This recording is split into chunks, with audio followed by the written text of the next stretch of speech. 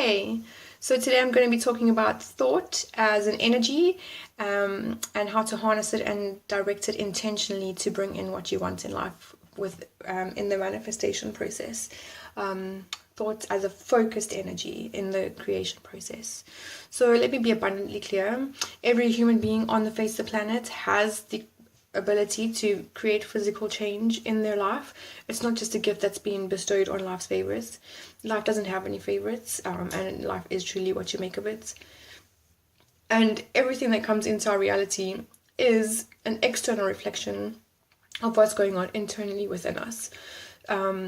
Everything, regardless of how good or bad is happening. If it's conflict, if it's dis-ease, it all manifests externally through conflict with others or dis-ease, or some other kind of trauma.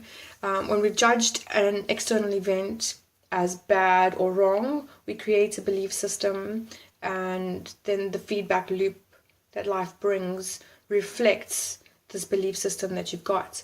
So we need to create new beliefs to replace the negative self-limiting kind. We improve our external world by adjusting the beliefs we buy into internally and beginning to be accountable for our thoughts. There's no space for victim mentality when you're creating the life you want. Victim mentality keeps you in victimhood, and unless you enjoy playing victim and living in misery, that's another story. But don't expect a crowd of supporters rallying you along the way, because I think there's a lot of people out there who'd rather experience joy and fun and like the higher vibrational emotions. But sure, you may have had some hard things happen to you in life to date, as have I, when I wasn't conscious of my power to create my reality. This includes being hijacked with a gun to my head and being diagnosed with cancer when I was 23. But it doesn't negate that you experienced them or how you experienced them or deem them invalid. It's just a case of you didn't know any wiser at the time. But after today, having received the information that I'm giving you, it becomes your responsibility, because you've been given the information. Whether you use it now or not is up to you. So up until the moment we're given the information that makes us aware that we have the power to change our existence, we're at the mercy of the rampant loose cannon that is our thoughts and beliefs. They fly recklessly and chaotically, and includes the way we speak to ourselves inside our minds. Start to take notice of how often you think you're not good enough, or stupid, or ugly, or unworthy, or just not enough. Our thoughts are what we believe, and reality then creates a feedback loop to show us what we believe, with not getting our thoughts, because what we want is something that we don't feel worthy of deep inside ourselves. Or it comes through because we know we deserve that stuff and we know we're worthy of that stuff. You need to break the beliefs. So you can go and read my post on self-love or watch the episode, but that's where your journey starts to creating a better life for yourself. The more you love yourself, the more you're going to level up and see like the different things that you deserve. But becoming mindful of our thoughts and mindfully choosing our thoughts, because all thoughts are a choice, is akin to an archer holding a bow and arrow aiming at a target. The bow, when stretched and pulled back, is intention. So you need to have intention with your thoughts. And the arrow is the thought that is propelled along a trajectory path to establish contact with the target, which is what we want. So loose cannon, no intention, no target. The archer, he's focused, he's got his intention, and he's on point. The more you practice setting intentions and directing your thoughts towards the target, the closer you're going to get to the target each time. So it's easy to see which one will have an outcome that will be more enjoyable. Remember, we need to choose thoughts based on what we want, not what we don't want.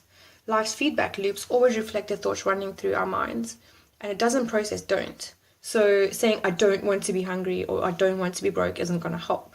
Not only does the don't get cancelled out and get processed as I want to be hungry or I want to be broke, you're still focusing on hunger and poverty.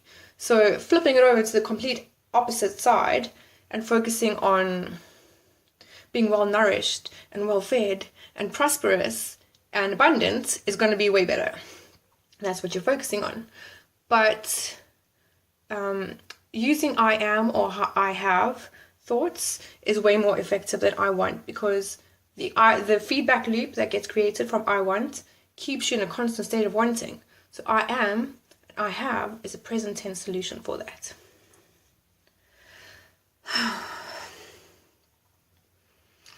The trick to improving any situation is finding something positive about it, something that you do like about it, and focus on that. So instead of thinking about how much you hate your job, focus on what you like about it. Focusing on the positive aspects needs to become the default, so that it gets to the point where you don't really notice or aren't really that affected by the things that you don't like. You don't focus on the bad stuff. This means that you don't look at it for too long and like scrutinize it like under a microscope to the point where it like starts scratching at your brain. Don't give it that much power. When you can get to the point where your thought momentum is not a runaway train of negativity amplified by slower or lower vibrational emotions, you can begin to consciously and intentionally direct your experience. I'm going to be talking about the different vibrational emotions in the next post, but this one's just on thoughts, so stay tuned. It's easier to change the direction of a train when it's not at full speed. It's going to be really difficult to stop a runaway train while it's going full blast. And if you're at the point where your emotions and your beliefs have gathered intense momentum, most of the time the only thing you can do to stop the runaway train is to let it crash and burn. It's happened to all of us. It happened to me. To live and learn. But then you can always start again from a new attraction point with fresh thoughts that are consciously chosen. The feedback loop with a train crash can manifest as you losing your job, a breakup in a relationship, or something else that could be deemed as your world coming crashing down around you. So from there, you will need to consciously let go of your desired outcome, release all the disappointment of not getting what you wanted without judging yourself as a failure, and give yourself time to get to a space where you are happier and clearer again. This will often require you to put the thing down for a while and pick something else up. Remember, change your focus, something else that uplifts you. Move on from it and agree to come back to it at a later stage when you're putting out good vibes. Do something that will elicit a higher vibrational, emotional frequency and thought. In essence, do something that makes you feel joy and fun. Anything that distracts you from the lowness and uplifts you. It could be 2 minutes, 2 hours, 2 weeks, 2 months, or 2 years to get you back into a more attractive space.